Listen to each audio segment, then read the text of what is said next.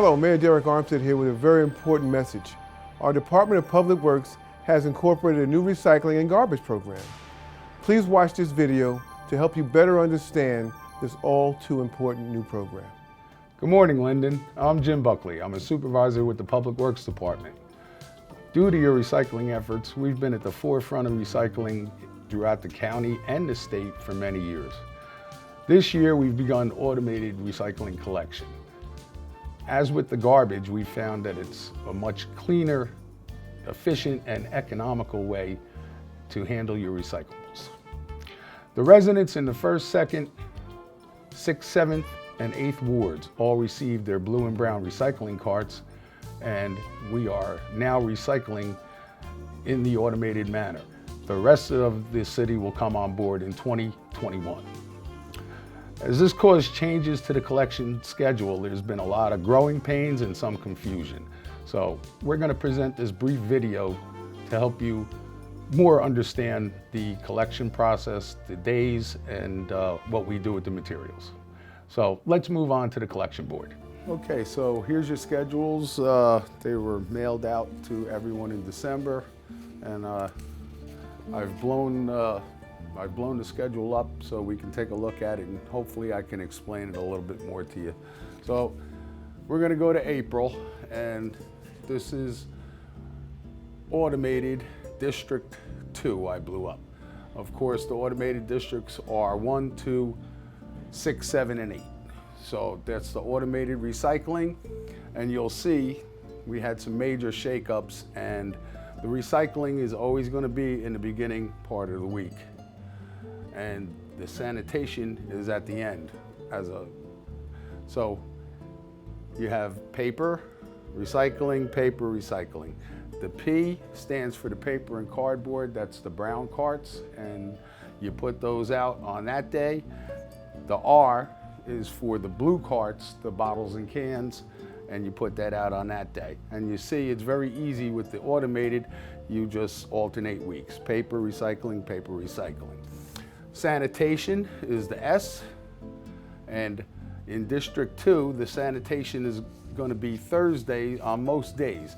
You'll see it switched to Wednesday here because we have the holiday. This is Good Friday, and because of the holiday, we had to move your day back one day, so you'll have the sanitation on Wednesday. Then you'll see when you have a double symbol in there, the S and the B, that's sanitation and bagged leaves, paper bags, biodegradable. Then you'll have sanitation, and then you'll have a bag leaves one more time. We put this out at this time of the year in case you didn't get to clean up in the fall, your yards. In May, you'll see S and G symbol, and the S is for sanitation, the G is for grass clippings. And on Wednesday, you'll have your trash days. You only get 4 a year, so keep an eye on those T's. You'll see the T in the box. It'll be on a Wednesday. And that should help you out with the automated schedule. Over here on this side, this is where we still have the manual districts. This is District 4. And District 4, since I started 40 years ago, District 4 was always on a Friday. This year, it has been moved to Thursday because of the amount of trucks we have, the manpower, and that's how the schedule worked out, where we moved everything to Thursday. So you have the manual recycling collection, and so you need recycling every week because you'll be using the 32-gallon cans. You won't have the automated tippers. Our 2 employees will be in the back collecting as they normally do in these areas. So you'll have recycling, that's the blue bottles and cans, and you'll have the papers and cardboard on the same day. Then the next week it'll be just recycling, and then the week after it'll be recycling and papers again. So that's going to alternate every other week for the rest of the year. Now your day, as I mentioned, your sanitation day was moved to Thursday. So you'll have sanitation every Thursday, and even though you have a holiday here, the way it worked out, you still will have it on the Thursday. Certain districts will move, certain districts won't, and again, it's because of the manpower, it's because of the trucks, it's because of the amount of days in the week. And you know, we don't do it to trick you out of anything. So then you'll see sanitation, and your bag leave day will be separate because your bag leave and your grass will still be collected on Friday. So hopefully that clears things up a little bit, and we're gonna go to the sorting table and see if we can show you which goes in where. So what we're gonna do now is Ronnie's gonna pick up some items, and we're gonna show you exactly where to put these items, in which can they belong. So he's got plastic jugs, and these are drink jugs. These are recyclable items, so they would go in your blue cart. And now, in cans too. That's all goes in your commingled bottles and cans. We have 2 egg cartons. One is plastic, one is styrofoam. There's also a cardboard one too. The plastic and cardboard egg cartons would be recyclable. They would go, the plastic would go in the blue can, the brown egg carton would go in the brown can with the papers, and the styrofoam one, that's garbage. All styrofoam is garbage, just throw that in the garbage. All right, now, plastic bags. I mentioned the vendors and where we bring the final product. The vendors cannot take plastic bags, so any kind of plastic bag from the water, any plastic bags from ShopRite or wherever you go shopping, they all have to be removed from the recyclables. After you remove the bottles, then you throw that in the garbage.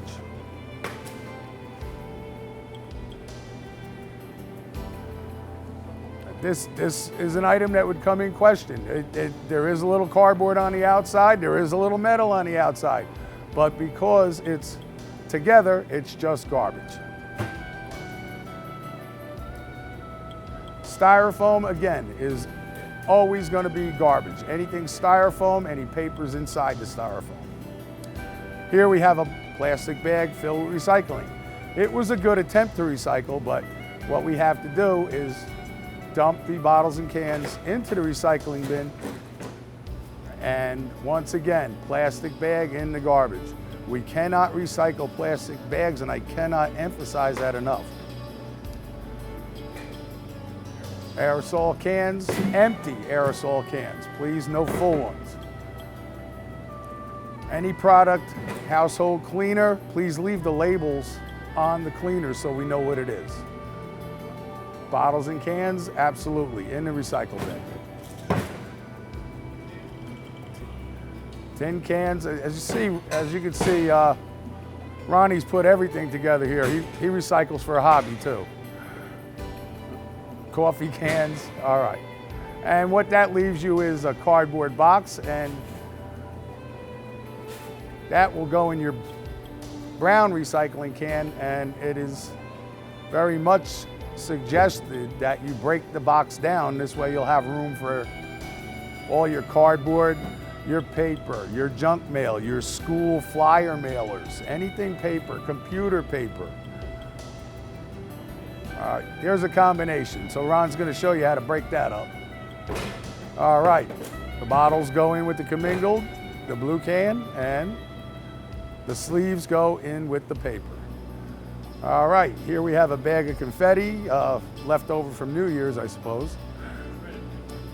All right, and all right, Ronnie, show us where that goes. Ah, there, okay. Same thing with your packing peanuts that come in your Amazon boxes, that's all garbage.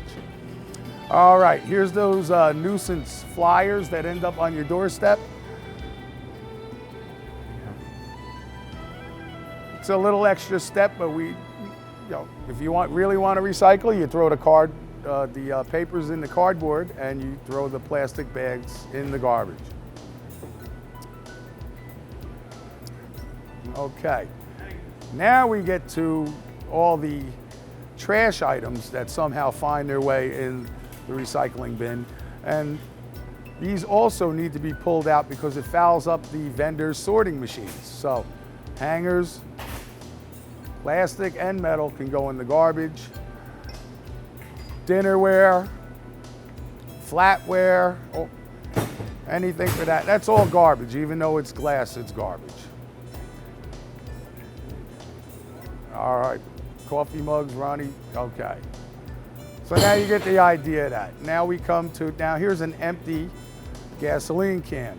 Now if it's full, it absolutely will not be taken, but if it's empty, then it can go in the trash or in your garbage can if you'd like to take the room for it. Here's a metal pan, it's metal, but it's garbage. All right. If you're unsure of what to recycle as far as plastic, metal, tin, look on the bottom of the container and there will be a triangle and it usually has numbers 1 to 6. You see a number 1, 2, 3, or in the recycling triangle, it is recyclable item. Again, this is all trash items. We see a lot of rubber hoses and they foul up the vendors' machines. We have to remove all of that from the recycling flow. There's more glass items. Okay. Ron's actually having fun here. Okay, dishes. All right, here we go. Paint cans. All right, as I stated, but oil-based paints we never collect here in Linden, and you'd have to go to a hazardous waste event from the county. We do take latex paint, but the can has to absolutely be dry. On Ronnie's right, you'll see that's the way to cover off so our men can see that it's empty.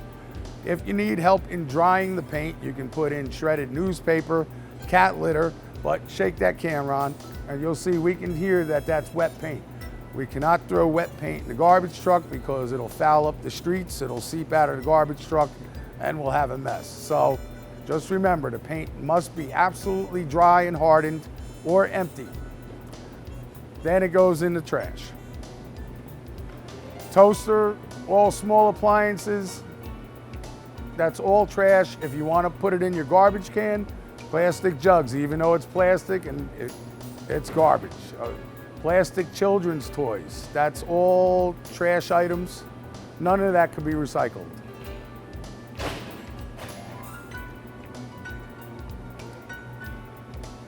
And a pillow. Okay. As you can see, all these items with the wires, all trash items.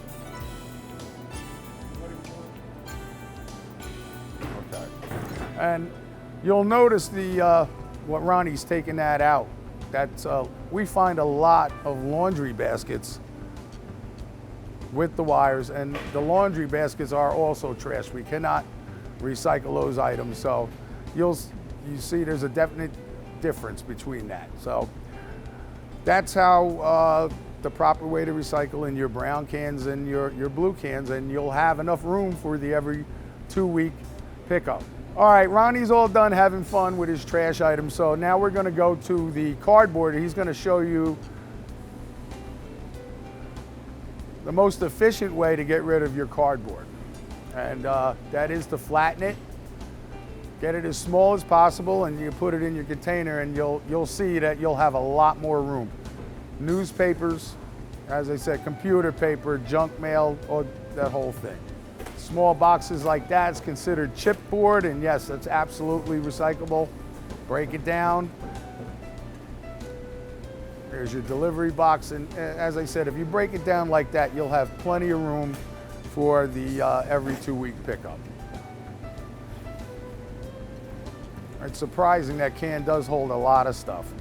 And as an added note, for those of you who do not have the automated recycling this year, you're gonna go and recycle the same way you've been doing for the past couple of years, and that is 32-gallon can, please, and the bottles in one can and the papers in the other. You can put the papers in the can, or as you can see, we have them tied up and neatly bundled.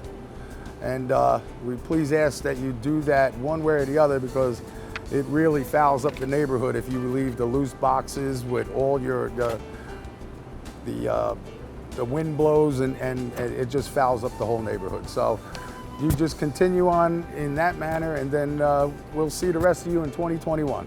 All right, so here we are out on the street, and it's paper and cardboard recycling day in this area, and everybody has their can out, and now you can see the practical application. There seems to be one problem though, and you're gonna see that in a minute. When you put the cans out in the curb line, the sweeper is gonna have to drive around every can. He can't get out and move the cans because then he'll never finish the area that he's sweeping.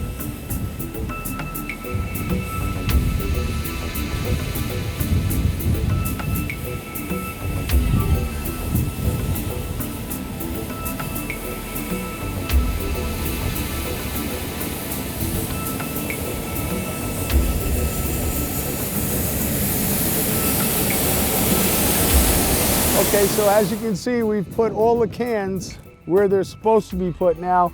The bar is facing out, and the optimum place is in between the sidewalk and the curb. Garbage truck can come by, collect it with no problem, and it's not a hindrance to the sweeper. Now, this is a light traffic street and there's no parking, so this is very easy placement of the garbage cans or the recycling cans.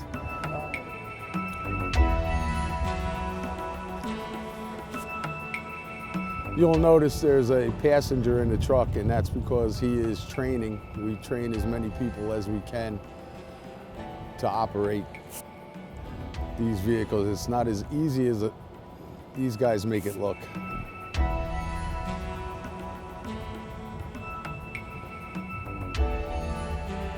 With a nice clear path, he can put it right back where you left it. You'll notice the truck can go pretty far into the street. That's got a 12-foot reach. And there you have it. That's what this system is designed for. Clean, efficient, and speedy pickup of the recyclables.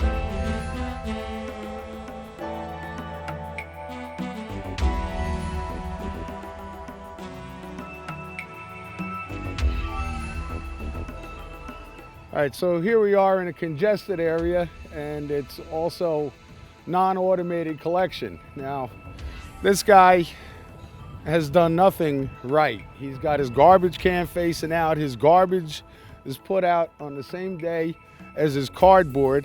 He's got loose cardboard. We got a nice 40 degree day, and the wind is blowing very nice. Now, this is the type of stuff that's going to end up all over your neighborhood if you don't tie your cardboard up like this. If you don't use a can, this is the way to put it out. This is no good. You got to break these boxes down. You got to put them in a can. You have to put them in a recycling can, or you have to tie it up. As I said, this guy just doesn't want anything picked up today, and he'll be calling anybody he can later on in the day to say that we missed his garbage. So what we got to do now is we got to make some calls, and we got to find out who lives here. You do, Jim. Cut. All right, so now we've cleaned all this up, and we're ready to dump this can. As you can see, when you live in a high traffic area, parked cars all over the place, this is the best spot to put it. I know it's an inconvenience to get in and out of your driveway, but if you want your garbage or recycling picked, this is the place to put the can. The truck driver needs to reach the can, and he can't if you're right up against the car. He cannot do it because he'll scratch your car, so he just drives on. So this is the place to put it. So we hope you found this short video helpful and informative. If not, there's always someone at our offices. That's 908-474-8666, and they'll be happy to answer any of your questions. So goodbye for now from the DPW. Remember, always at your service.